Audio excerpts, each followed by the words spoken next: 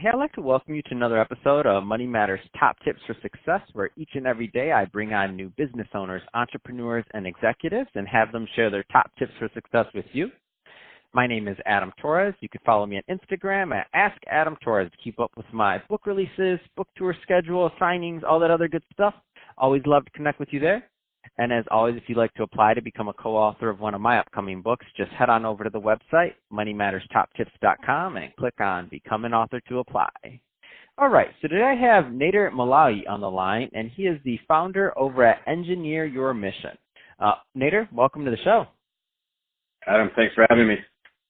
So I'm excited to get more into what you're doing over at Engineer Your Mission and how you're helping your clients. But before we do that, let's get a little bit further into your background. So how did you get started in your career and in business? I started to become an engineer, although I don't work as an engineer today, but I grew up in a family of engineers, and life and career was kind of set for me a long time ago. So I ended up going to technical college, engineering school. 4 years later, graduated with a bachelor's degree in electronics engineering, and I spent about 3 years working in the telecommunications sector. So doing a lot of cool, nerdy stuff, that I wanted to do. I actually started when Apple released the first version of iPhone in 2007. That's when I graduated and got my first job. So it was really cool to really work with overcoming data products of the voice and data communication products on the Apple network throughout North America. So that's how I kind of started. But long story short, 3 years later, I had made it through the 2008-2009 recession and didn't really enjoy what I was doing. The technical industry wasn't really doing it for me. So I accidentally fell into the recruitment and human resources field. I went to the dark side, right? And I actually really loved it. I fell in love with, how companies grew their workforce and how they hired, engineers, in this case, people that I related to, people that, I totally understood. So that allowed me to really become successful, bringing the two sides together, employers and engineers who were looking for career opportunities. And, be that middleman, creating some success stories. Man, that's awesome. I love this story. And what I like about it is, there's a lot of people out there that are just like you. So, they went to school, they had a very technical background, whether it's engineering, it could be law, it could be a lot of different things that you have to go to school. And you're pretty technical and you feel like you have to go one path, but maybe you have a pivot in there. Maybe you start a business, maybe you do some other things. And so that being said, obviously we all learn from the ups, the downs, the sideways, everything in between. What kind of advice would you give to that, that highly technical person out there that's considering a pivot, whether it's starting a business, whether it's doing something that's maybe they weren't supposed to do? You come from a family of engineers. I don't know if they were like, everybody was excited. They're like, wait a minute, you're not going to be an engineer? I'm sure you got a little bit of pressure on that one. So what kind of advice would you give to that person out there that's maybe in that similar situation and thinking about pivoting? Great question. Talk to the right person, and talk to the right person, and don't take anybody's advice. Especially don't take, that, I don't want to say a random person's advice, because that random person could be your best friend, could be a colleague, could be a family member, could be your spouse. But if they're not an expert at what you were pursuing to do, don't take their advice. I wouldn't ask them neither, because sometimes we give obligations to our loved ones, and just for the sake of making us feel better, they'll give us the type of advice to just simply make us feel better, and we fall into the happy feeling of, okay, that makes me feel nice, gives me that fuzzy feeling in my stomach, so I'll accept it, and I'll move on, being unhappy for another 2 months, or not knowing what am I really going to do, what's next for me, especially this time of the year, as we go into a new year or new decade, we're always thinking about, am I really doing what I'm supposed to be doing? So if you find yourself at that area, at that pivotal point, I'd say speak with a leader, with, let's say, a hiring manager, a true influencer, a senior person that works in the type of company or the type of industry that you want to pivot to. That would be my number one. So get the right person and speak to them. This can be a phone conversation. It can be a face-to-face meeting, but it should be a live conversation between two people.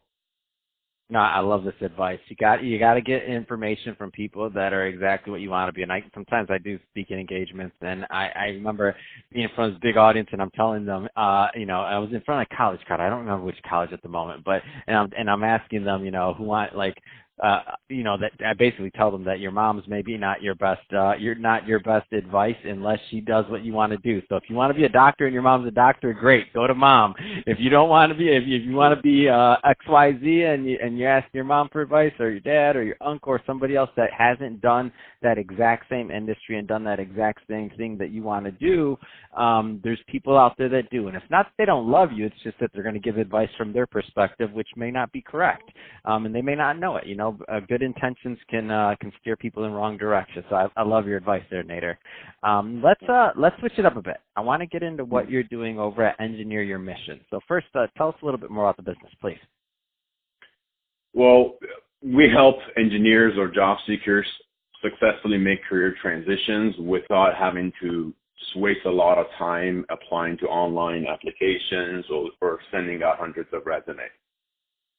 So how I developed this system over the last 9 years really started with me joining the recruitment industry and really learning what companies do to hire. So what are the standard operating procedures in a human resources or a talent acquisition or a staffing recruitment firm in order to, as fast as possible, most efficiently and most effectively, find the right person, hire them, bring them on board, that person starts working. And that process is very different than the average. If you ask the average person, what do you do to look for a job? Those answers are completely misaligned because, everyone, including me, I was in the same boat, but still to this day, we're all brainwashed to think that the best way to apply for a job, to look for a new job, is to, find an advertisement and send an application in or attach a resume in. Although that is primarily one of the lowest effective. If you look at companies' online websites, like their career websites or their job boards, the level of effectiveness that they get from filling positions through those sources is on the bottom of the list. One of the least effective ways to hire for them, and one of the most expensive because they have to pay for those advertisements. And on the flip side of the chart, if you look at the most effective hiring strategy, it comes through internal referrals, and especially ones that are initiated by a hiring manager. So if you look at some of the data, and the data that I'm referring to right now, I actually got it up for our conversation. This is the 2019 recruitment market report by a company called JobVite. Right, so I love JobVite. I've been getting their data and also LinkedIn data for several years, nearly a decade, and just really understanding what data means and how we can optimize it and use it to our advantage. So instead of applying to a ton of jobs online and wasting time, really playing into the employer's hands, playing into their process, we want to approach it differently so we can get the interviews faster, get hired faster. Are there any kind of trends that you're noticing in hiring from your vantage point? Because you've been in the field for a long time now, and you have a pretty specific niche. Any kind of trends you're noticing? 100%. So social media, hiring through social media keeps rising and rising. Companies get better at it. On top of that, social media platforms, LinkedIn, for hiring and getting hired, you must be on LinkedIn. It is so much more powerful than having a resume nowadays. That's the message that I keep pushing, because again, the common advice that we get from the not experienced person would be to just go to our company website and apply, or if you see an ad, look through google.com, look for the job you want, and whatever Google shows you, apply to that. Those are believed to be the most effective, or that's where most people spend time, but the trends are really inside social media and through social networks and creating those one-on-one human-to-human connections. Man, I love that. And to me, it's pretty obvious, but you're right. I think I still have people that are going to the main search engines or other things, and then also people that just haven't built out their LinkedIn account, which to me blows my mind. I mean, when I think about some of the things I've done, I mean, I've been as far away as China on a speaking tour based off of somebody finding me on LinkedIn, literally cold. All these things. So it doesn't matter what your business is. I mean, if you have a skill, if you have something that you're you want to do in your life in terms of careers, entrepreneur, career guy, whatever you want to call yourself, really, you got to have a good LinkedIn profile. Any kind of tips to like that and I know that when you're walking when you're walking through kind of getting an applicant up to par to present them, are there any kind of tips that you give to your applicants that maybe some people listening might benefit from? Absolutely. The number one mistake that everyone makes is to not have any activity on LinkedIn. So they build up their profile, but it's a static profile. So they're not engaging with the network. They're not doing any likes, any comments, any shares. So naturally, your value, your positioning in the LinkedIn network drops significantly or stays down, for a very long time. But as soon as we begin to engage with the network, really get into the likes, comments, shares, hashtag, pages, groups, there's so much we can do. Write an article, even if you do the bare minimum, it allows your positioning and ranking to go up, and ultimately you'll be found more. When recruiters are searching for you with your skill set, if you're a software developer, they're typing software developer and certain technologies. If you have those keywords, but your ranking is really low, you're going to end up in search results, but on page 78, on page 100. So it doesn't really matter because no one will end up seeing you. But if you just start engaging with LinkedIn network and put yourself out there, for lack of a better term, give it, consistently do it for 2 to 4 weeks, you'll notice significant results in terms of how much more people are reaching out to you, they're noticing you, and they see this value there. That's awesome. So Nader, if somebody's listening to this and they want more information or to connect with you, what's the best way for them to do that? The best way would be to connect with me directly on LinkedIn. So if you search for my name on LinkedIn or Engineer Your Mission on LinkedIn, you'll definitely find us. You'll receive our content. We can engage. Since we're talking about engagement and using the network, otherwise engineeryourmission.com would be the second best. Perfect.